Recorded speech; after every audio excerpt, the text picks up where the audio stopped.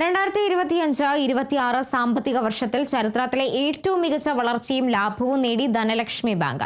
ഈ സാമ്പത്തിക വർഷം ഇതുവരെ ബാങ്ക് നേടിയത് ആകെ 102.75 കോടി രൂപയുടെ അറ്റാദായവും 216.28 കോടി രൂപയുടെ പ്രവർത്തന ലാഭവുമാണ്.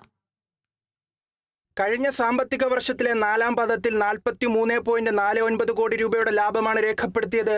ഈ കാലയളവിൽ പ്രവർത്തന ലാഭം 113.67 കോടി രൂപയാണ്. പലിശ വരുമാനത്തിൽ കഴിഞ്ഞ സാമ്പത്തിക വർഷത്തിലെ നാലാം പാദത്തിനെ അപേക്ഷിച്ച് 21.34 വളർച്ച കൈവരിക്കാൻ ബാങ്കിന് കഴിഞ്ഞു. പ്രവർത്തന ലാഭം കഴിഞ്ഞ വർഷത്തെ അതേ കാലയളവിനെ അപേക്ഷിച്ച് 127.42% വർദ്ധിച്ചു. പലിശേതര വരുമാനത്തിലാകട്ടെ കഴിഞ്ഞ സാമ്പത്തിക വർഷത്തിലെ നാലാം പാദത്തിനെ അപേക്ഷിച്ച് 60.80% വർദ്ധിക്കാനും കഴിഞ്ഞു. പലിശേതര വരുമാനത്തിലാകട്ടെ കഴിഞ്ഞ സാമ്പത്തിക വർഷത്തിലെ നാലാം പാദത്തിനെ അപേക്ഷിച്ച് 60.80 വളർച്ച നേടാനും ബാങ്കിന് കഴിഞ്ഞു.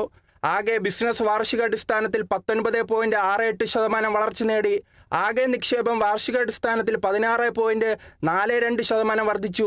ആദ്യ പാദത്തിൽ നേടിയ പോസിറ്റീവ് മുന്നേറ്റം ബാങ്ക് തുടർന്ന് നിലനിർത്തിയതിൻ്റെ ഫലമായിട്ടാണ് റെക്കോർഡ് വളർച്ചയും മെച്ചപ്പെട്ട പ്രവർത്തന കാര്യക്ഷമതയും കൈവരിക്കാൻ സാധിച്ചതെന്ന് മാനേജിംഗ് ഡയറക്ടറും സിഇഒയുമായ അജിത് കുമാർ കെ പറഞ്ഞു.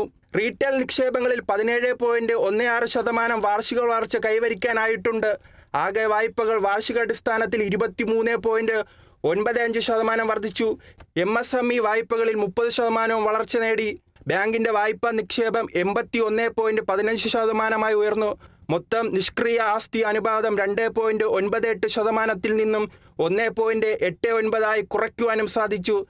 നിഷ്ക്രിയ ആസ്തികൾ തിരിച്ചുപിടിക്കുന്നതിലും ഗണ്യമായ പുരോഗതി ബാങ്കിന് കൈവരിക്കാൻ കഴിഞ്ഞു.